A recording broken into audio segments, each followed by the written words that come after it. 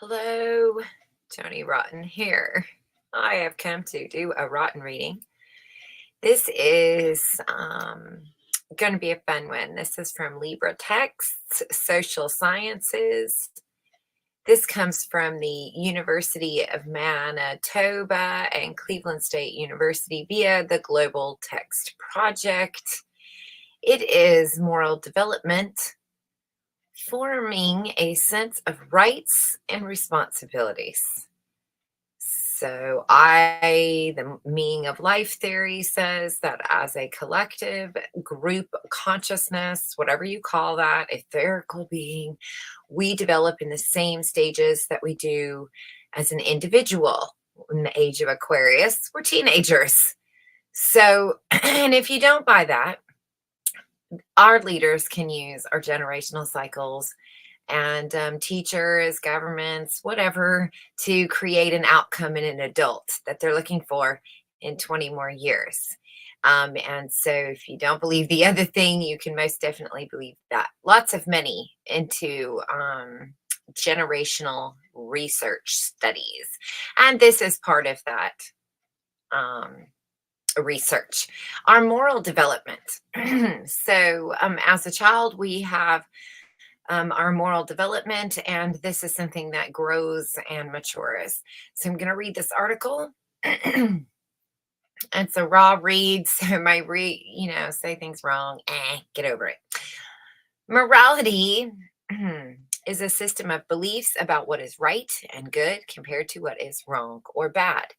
Moral development refers to changes in moral beliefs as a person grows older and gains maturity. Moral beliefs are related to, but not identical with, moral behavior. It is possible to know the right thing to do, but not actually do it. It is also not the same as knowledge of social conventions, which are arbitrary customs needed for the smooth operation of society. Societal conventions may have a moral element, but they have a primary practical purpose. Conventionally, for example, motor vehicles all keep to the same side of the street. To the right in the US, to the left in Great Britain. This convention allows for smooth, accident-free flow of traffic. But following the convention also has a moral element because as an individual who chooses to drive on the wrong side of a street can cause injuries or even death. In this sense, choosing the wrong side of the street is wrong morally, though the choice is also unconventional. When it comes to schooling and teaching, moral choices are not restricted to occasional dramatic incidents, but are woven into almost every aspect of classroom life. Imagine this simple example. Suppose that you are teaching, reading to a small group of second graders, and the students are taking turns reading a story out loud. Should you give every student the same amount of time to read, even though some might benefit from having additional time? Or should you give more time to the students who need extra help, even if doing so bores classmates and deprives others of equal shares of floor time? Which option is more fair and which is more considerate? Simple dilemmas like this happen every day in all grade levels, simply because students are diverse and because class time and teachers' energies are finite. Embedded in this rather ordinary example are moral themes about fairness or justice on the one hand and about consideration or care on the other. It is important to keep both themes in mind when thinking about how students develop beliefs about right or wrong. A morality of justice is about human rights, or more specifically, about respects for fairness, impartiality, equality, and individual independence. A morality of care, on the other hand, is about human responsibilities, more specifically, about caring for others, showing consideration for individuals' needs, and independence among individuals. Students and teachers need both forms of morality. In the next sections, therefore, we explain a major example of each type of developmental theory, beginning with the morality of justice. This is Kohlberg's morality of justice theory. One of the best known explanations for how morality of justice develops was developed by Lawrence Kohlberg and his associates, Kohlberg, Levi, and Hewer, 1983, Power, Higgins, and Kohlberg, 1991. Using a stage model similar to Piaget's, Kohlberg proposes 6 stages of moral development, grouped into 3 levels. Individuals experience the stages universally and in sequence as they form beliefs about justice. He names the levels simply pre conventional, conventional, and you guessed it, post conventional. The levels and stages are summarized in the table 361. Table 361. Moral stages according to Kohlberg. So we have the pre-conventional moral level of moral stage. In stage 1, obedience as punishment. In stage 2, we have market exchange. The definition of what is good. So when we have obedience to punishment, the action that is rewarded is not punished. And market exchange, an action that is agreeable to the child and to the child's partner. I guess that's maybe parent partner. Conventional level, stage 3, that's peer opinion, action that wins approval from friends or peers. And then stage 4, law and order, action that conforms to community customs or laws. Post-conventional level, we have stage 5, or social contract, action that follows social accepted ways of making decisions. And 6, universal principles, actions that consist of self-chosen general principles. Pre-conventional justice, obedience, and mutual advantage. The pre-conventional level of moral development coincides approximately with the preschool period of life and with Piaget's pre-operational period of thinking. At this age, the child is still relatively self-centered and insensitive to the moral effects of actions on others. The result is a somewhat short-sighted orientation to morality. Initially, Kohlberg, stage 1, the child adopts an ethics of obedience and punishment, a sort of, quote, morality of keeping out of trouble. The tightness and wrongness of actions is determined by whether actions are rewarded or punished by authorities, such as parents or teachers. If helping yourself to a cookie brings affectionate smiles from adults, then taking the cookie is considered morally good. If it brings scolding instead, then it is morally bad. The child does not think about why the action might be praised or scolded. In fact, says Kohlberg, it would be incapable at stage 1 of considering the reasons, even if adults offered them. Eventually, the child learns not only to respond to positive consequences, but also learn how to produce them by exchanging favors with others. The new ability creates stage 2, an ethics of market exchange. At this stage of morally good action is one of the favors not only the child, but another person directly involved. Wait, but another person directly involved. Sorry, I didn't see that period. At this stage, the morally, quote, good action is one of favor, not only the child, but the other person directly involved. Now, bad, a quote, bad action is one that lacks the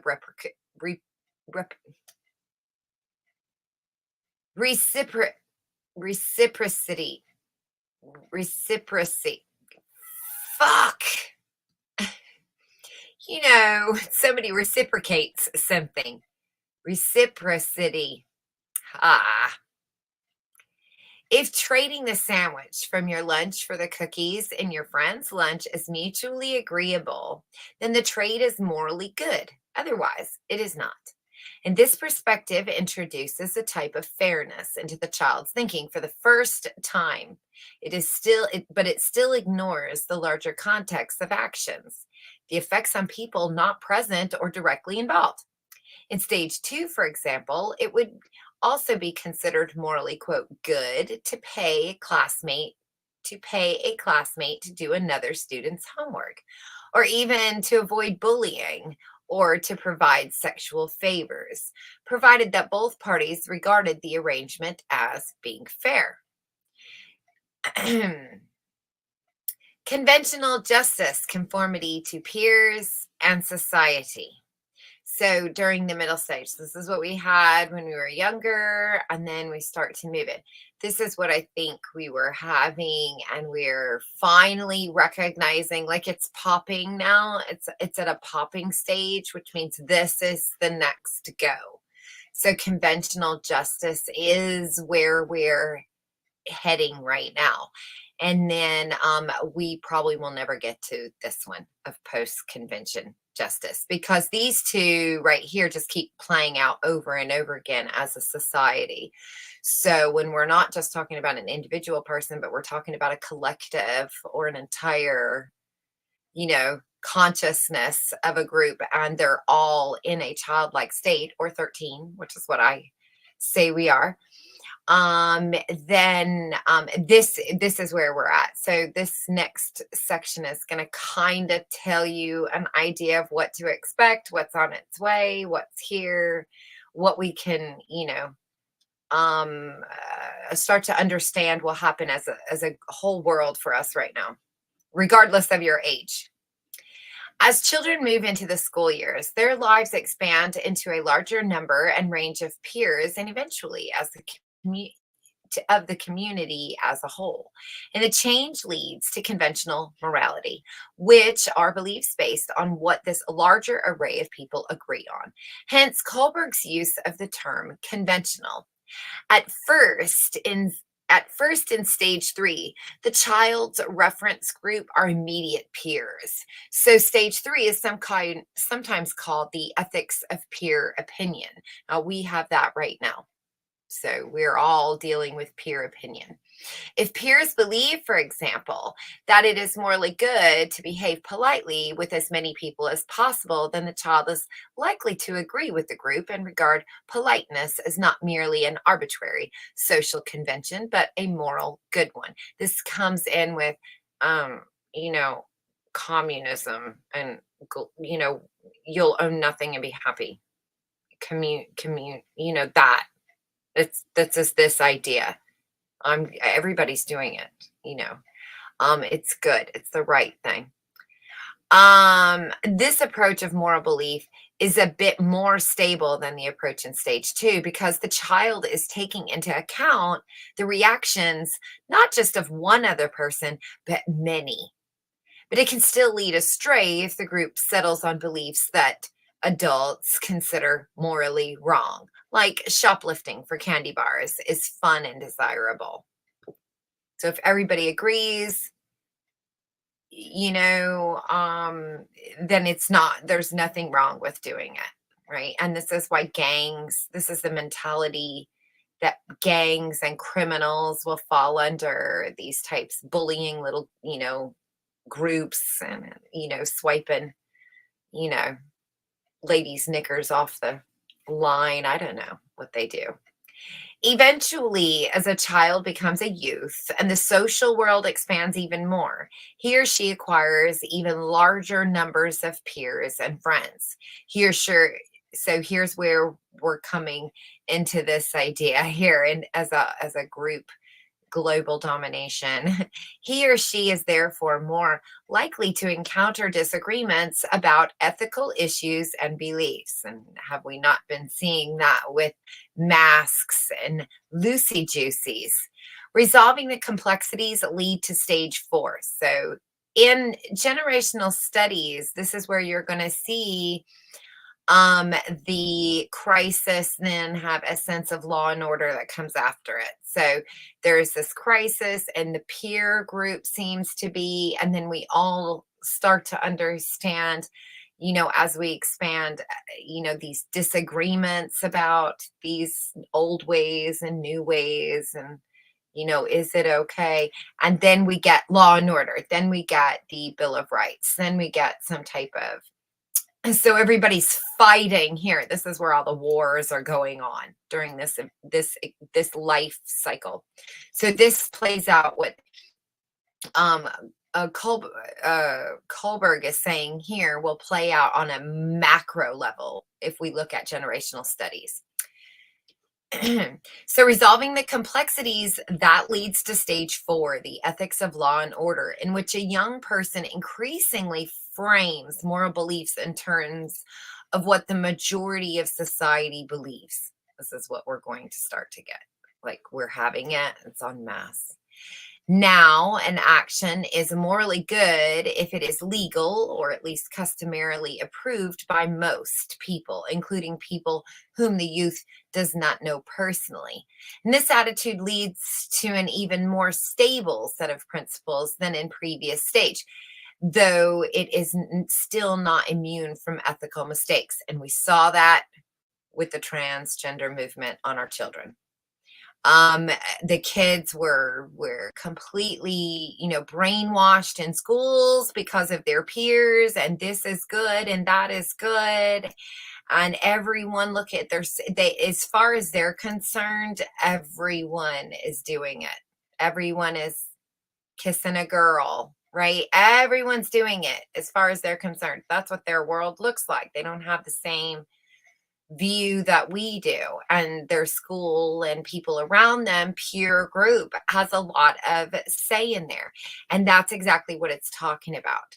So even people who they don't know personally, that's why celebrities are often used for these types of campaigns, and the attitude leads to principles that are not immune from ethical mistakes. Maybe we shouldn't let the kids cut off their body parts yet. Anybody? It's against the law to let them have a joint. Maybe we shouldn't do that. Anybody? No one? Not anyone in the room is having second thoughts. That's what I saw happen. A community or a society may agree, for example, that people of a certain race should be treated with deliberate disrespect. I love how they always use these for examples. Or that a factory owner is entitled to dump their wastewater into a commonly shared lake or river, and to develop ethical principles that reliably avoid mistakes like these we are not capable yet. We are still doing these things wrong. We are still having problems here. We are still deliberately disrespecting each other. We still feel entitled to dump our wastewater anywhere we want to. Nobody gives a fuck. I'm going to put a dam up here. If you put a dam up there, then the farmers won't have any water down there. Fuck the farmers. I want to bottle some water and Coca-Cola, for fuck's sakes. Not to mention my buddies working on weather. We'll just make it rain over there. They like to do dances. That's very racist of you. I'm a businessman. Don't take it so fucking personally. All right. So that's what we have happening now. What is, so this is it. This happens and then the cycle starts again because we pop it and then we do it again. And this is generational cycles. The pre-conventional, 1, 2. So we have the unraveling, the crisis, the aftermath, the good times. And that's these 4 stages. Okay. But we never make it here. This is where we struggle when we start to become adults. And when we have an entire society or 3 generations worth of people now who have been raised by children, very little supervision by adults that are even adults, the little that they have, we end up with a whole society or world stage of people who are incapable of social contracts and universal principles, despite the fact that they keep TikToking about how mature they and how enlightened they are. Okay. So this right here is where we struggle. In the post-conventional justice, social contract, and universal principles, as a person becomes able to think abstractly or, quote, formally in Piaget's sense. So he calls it formally. Kohlberg calls it abstractly. Ethical beliefs shift from acceptance of what the community does believe to the process by which the community's beliefs are formed. It shifts from acceptance of what the community does believe to the process by which the community beliefs are formed. So a new focus constitutes stage 4, the ethics of social contract.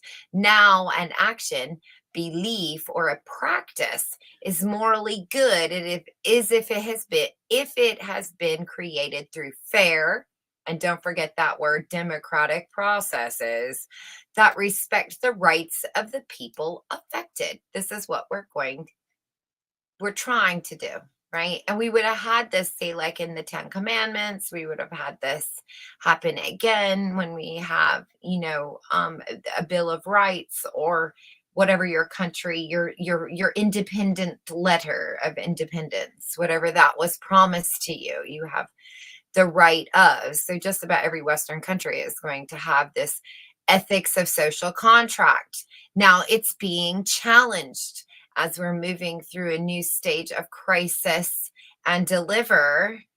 We're all having to reevaluate that social contract because, well, we still need more further development. So we're going to fuck it up again, is what I'm saying.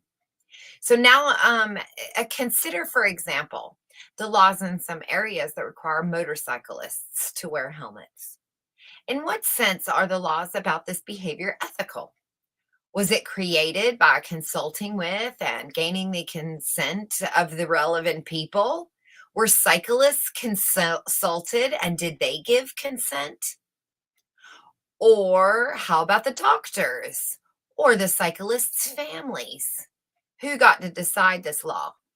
Reasonable, thoughtful individuals disagree about how thoroughly and fairly these consolation process should be. In focusing on the process by which the law was created, however, individuals are thinking according to stage 5, which is the ethics of social contract, regardless of the position they take about wearing helmets. In this sense, beliefs on both sides of the debate about an issue can sometimes be morally sound, even if they contradict each other. So, in other words, it makes sense to put a helmet on, right, for your safety. Paying attention to due process certainly seems like it should help to avoid mindless conformity to conventional moral beliefs. As an ethical strategy, though, it too can sometimes fail. And the problem is that ethics of social contract places more faith in democratic process than the process sometimes deserves, and does not pay enough attention to the context of what gets decided. I know we have those problems. In principle, and occasionally in practice, a society could decide democratic,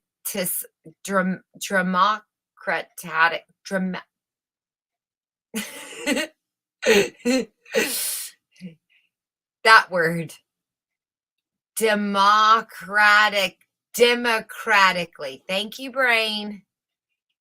To kill off every member of a racial minority, for example. But would deciding this by due process make it ethical? The realization that ethical means can sometimes serve unethical ends leads to my hold on. If I was practicing some lines or something, I would blah, blah, blah, blah, blah, la, la, la. I would do some kind of mouth exercise. I mean, you just read this one again. In principle, actually, I'm just going to read the whole darn thing again. Paying attention to due process certainly seems like it should help to avoid mindless conformity to conventional moral beliefs. As an ethical strategy, though, it too can sometimes fail. The problem is that an ethics of social contract places more faith in democratic process than the process sometimes deserves and does not pay enough attention to the context of what is getting decided. In principle and occasionally in practice, a society could decide democratically to kill off every member of a racial minority, for example. But would deciding this by due process make it ethical? The realization that ethical means can sometimes serve unethical ends leads some individuals towards stage six, or the ethics of self chosen and universal principles. At this final stage, the the mor- the moral At this stage, the morally good action is based on personally held principles that apply both to the person's immediate life as well as the larger community and society. And the universal principles may include a belief in democratic due process, stage 5 ethics, but also other principles such as the belief in dignity for all human life or the sacredness of the natural environment. At stage 6, the universal principles will guide a person's beliefs, even if the principles means disagreeing occasionally with what is customary, or stage 4, or even with what is legal, which is stage 5. Now, I'm going to say I'm a stage sixer. You probably are too, because I don't actually need to have something to tell me that killing an entire race of people is a bad idea, but our leaders do. So we definitely need some rules here. I don't need somebody to tell me, that all human life and is should be given respect and dignity. Human life is important, and other people's right to live is important, but our big businesses don't do that. They just keeps poisoning us and lying to us, and they certainly have no sacredness for our mother earth, because they are completely destroying it. And then they want to go and land on other planets so they can destroy those too. I think Musk is a danger to the universe and cosmos in general and should not be allowed off the planet. He is going to run amok somewhere. Look at all the shit that he's done since he's been here. He's flame throwing things. He's got tubes and tunnels in the middle of the desert for no reason whatsoever, except he can. I mean, get the fuck out of here. He should certainly not be wanting to land on the moon, nor Mars, or wanting to put chips in our heads. Okay. He has some serious defects when it comes to the dignity and sacredness of life. And, he holds no ethics. I would say he is probably a stage 2. It's morally good to pay, because to pay a classmate to do another student's homework. That sounds like big business right there. So I would say all of big business has the ethics of a stage 2. I would like to say that I think I'm in about a stage 4, 6. I'm here, right? And I don't mind challenging authority either, which I've passed stage 5 because what? Right? Okay. I don't need you. So here's Gilligan's morality of care, or Gilligan's. I'm sure it's Gilligan's. I didn't look it up, but there. So he has his own. So this was our first one. This was um, uh, Kohlberg's, and then this one is, oops, this one is going to be Gilligan's morality of care. And so it's piggybacking on. This is his idea of what was there. So as illogical as they sound, Kohlberg's stages of moral justice are not sufficient for understanding the development of moral beliefs. To see why, suppose that you have a student who asks for an extension of the deadline for an assignment. And the justice orientation of Kohlberg's theory would prompt you to consider issues of whether granting the request is fair. Would the late student be able to put more effort into his assignment than other students? Would the extension place a difficult demand on you since you would have less time to mark the assignments? This is an important consideration related to the rights of students and the teachers. And in addition to these, however, are considerations having to do with the responsibilities that you and the requesting student have for each other and for others. Does the student have a valid personal reason? Is there an illness, a death in the family, etc., for the assignment to be late? Will the assignment lose its educational value if the student has to turn it in prematurely? These later questions have less to do with fairness and rights and more to do with taking care of and responsibility for students. They require a framework different from Kohlberg's to understand fully. One such framework has been developed by Carol Gilligan, or Carol Gilligan, whose ideas center on a morality of care, or a system of beliefs about human responsibilities, care, and consideration for others. Gilligan proposes three moral positions that represent different extents or breadth of ethical care. Unlike Kohlberg, Piaget, or Eric, positions form a strictly developmental sequence, but only that they can be ranked hierarchically according to their depth and or subtlety. In this respect, her theory is, quote, semi-developmental, in a way similar to Maslow's theory of motivation. Um, And he gives some references. And the table 362 summarizes the three moral positions from Gilligan's theory. Table 362, positions of moral development according to Gilligan. So we have our moral position number one, which is called survival orientation. And the definition of what is morally good during this position is action to consider one's personal needs only. So it's all about me. This is survival mode, me. Again, another business behavior right there in their baby diaper pants developmental stages.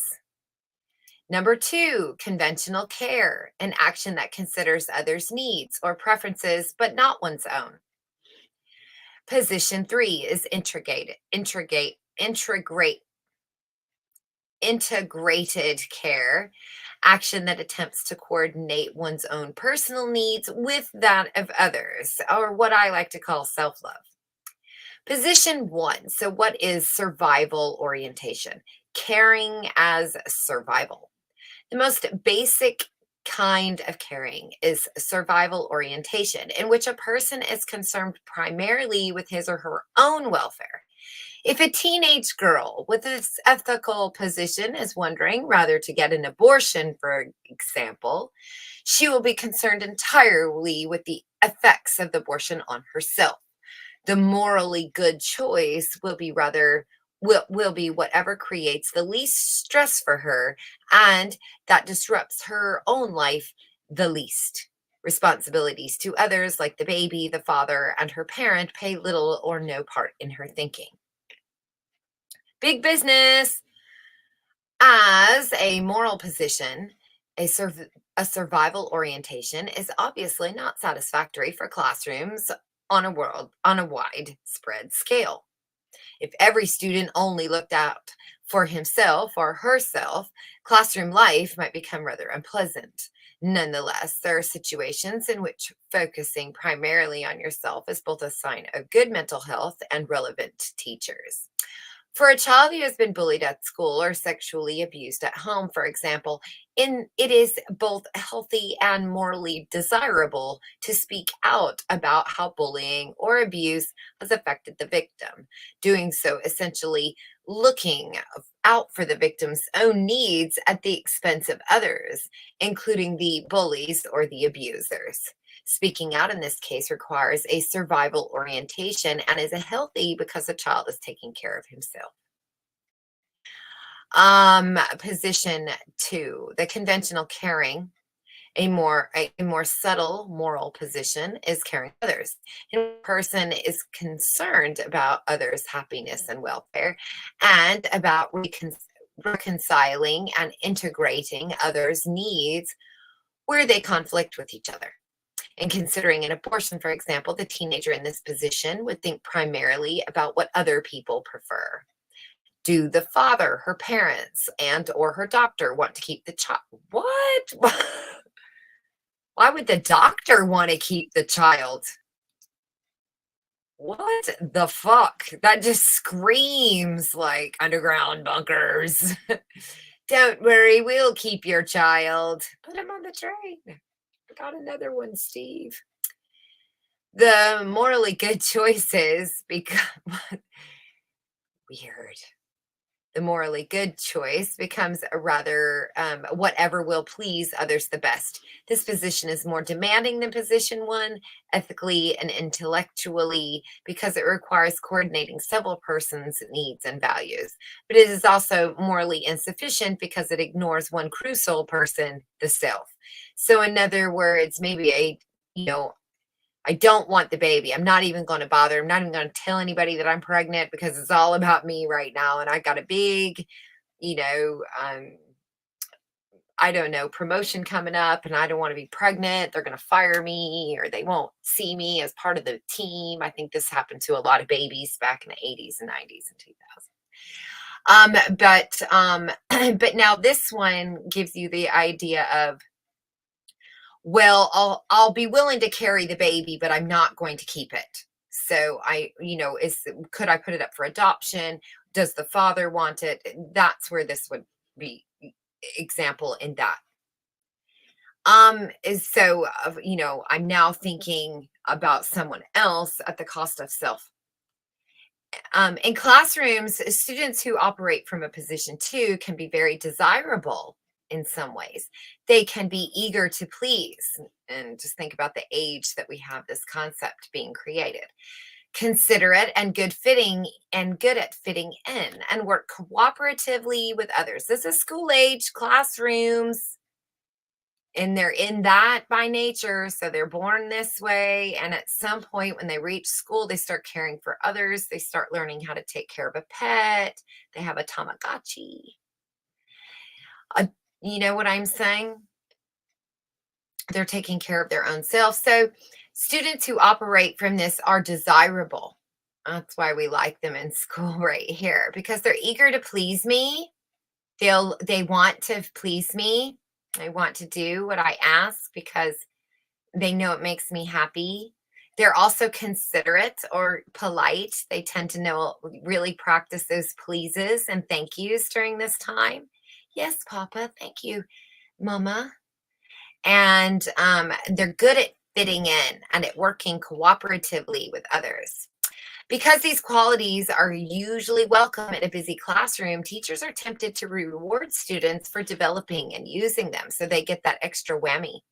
The problem with rewarding position two ethics, though, however, is that doing so neglects the student's development. Oh my God. And what happens when I have 3 generations of students who've gone through a school system who is rewarding them for being eager to please, considerate, and fitting good in with everyone else? Everyone is all dressed up for Pride Day and working cooperatively with others. What happens when it's neglecting the student's development? What happens to those children as adults? His or her own academic and personal goals and values. That's what is being neglected. A unique individual personal goal and values. Sooner or later, personal goals, values, and identity need attention and care. And educators have a responsibility for assisting students to discover and clarify them. So clearly, they're not doing their job. That's what I read there. Position 3, or the integrated caring. The most developed form of moral caring in Gilligan's model is integrated caring. The coordination of personal needs and values with the coordination of personal needs and values with those of others. Now, the morally good choice takes account of everyone, including yourself, not everyone except yourself. In considering an abortion, a woman at position 3 might think not only of the consequences of the father, the unborn baby, and her family, but also the consequences for herself now. How would bearing a child affect her own needs, values, and plans? This perspective leads to moral beliefs that are more comprehensible, but ironically are more prone to dilemmas because the widest possible range of individuals are being considered. In classrooms, integrated care, do you also find it bizarre that this research paper or presentation paper is referencing children in a classroom and abortion as their example? Is that not a little off? You couldn't have found any, you're talking about children and you're using abortion as an example. What the fuck? That's a little messed up. So all I'm saying, you couldn't have come up with a different one? I don't know. I think so. It just says a lot about people. In classrooms, integrated caring is most likely to surface when other teachers give students wide, sustained freedoms to make choices. If students have little flexibility about their action, there is little room for considering anyone's needs or values, rather their own or others. If the teacher simply says, do the homework on page 50 and turn it in tomorrow morning, then the main issue becomes compliance, not moral choice. But suppose instead she says something like this: over the next 2 months, figure out an inquiry project about the use of water resources in our town. Organize it any way you want. Talk to people, read widely about it, and share it with the class in all the ways it affects us, including yourself, will find meaningful. An assignment like this poses a moral challenge that are not only educational but also moral, since it requires students to make value judgments. Why? For one thing, students must decide what aspect of the topic really matters to them. Such a decision is partly a matter of personal values. For another thing, students have to consider how to make the topic meaningful and important to others in the classroom. Third, because the timeline for completion is relatively far in the future, students may have to weigh personal priorities like spending time with friends and family against educational priorities, working on the assignment a bit more on the weekend. As you might suspect, some students might have trouble making good choices when given this sort of freedom, and the teachers might therefore be cautious about giving such an assignment. But the difficulties in making choices are part of Gilligan's point. Integrated caring is indeed more demanding than the caring bias based only on survival or on consideration of others. Not all students may be ready for it. Beautiful. So that's that article. The link is in the description if you want to check these out. Um, you know, Good site. You can just type in, ask questions, and it gives you papers from universities and things on morality. It's the Global Text Project. Interesting, isn't it? So, what's going on with humanity? Well, we have a moral dilemma, clearly, and a moral obligation to stick up for what is the right thing to do and not from a sense of self. There's no self here. There's no I in team. Where's that gone? That's saying there's no way we're going to, abuse children under the guise of that's an ethical thing to do because, well, the government says they have the right to choose. Okay, well, that's wrong. Okay, that is morally wrong from my side of the fence. Now, I get what you're saying from your side of the fence, but from my side of the fence, that is wrong. And in no world that I am a part of is that ever going to be okay. So you are not going to debate and then, say, well, tough titty, said the kitty to me. Okay, I'm still going to say Bullshit. That's what I'm going to do. So that's where we're at right now as a society. We're having to make, I don't want to be involved. I'm one of these people that avoid confrontations. I walk away. I walk away from situations that make me feel uncomfortable, or I can tell I'm not wanted at. I'm not an idiot. Okay, you want me gone? I'm gone. Thank you. Goodbye. I'll even give you a little maybe, depends on how much you piss me off. But I don't stick around in places where people are abusive to me or others. I'm not interested. And so it's not my nature to to be running around down the streets streaking, but we're almost having to be. I have friends that are doing this right now. It's not really their nature either, but what choice do we have anymore except to say the world has got no more morals, and the right thing to do is to say no. And if you land yourself in jail because you've said no about something that in your heart of hearts is morally correct, regardless of what the king says. I don't give a fuck what the king says. That makes no sense. I'm not killing, my kid. I'm not doing that. But the king's the law. The king says. Okay, well, the king can go shove that up his ass. I'm not, what? That's how we are right now. Go along to get along. You're going to get a social score. Don't say anything else. Don't speak out. Don't say Voldemort. Go on. That is ridiculous. And I'm sick of hearing it. I'm really tired of it. So that's my that's how I'm ending this. Bye.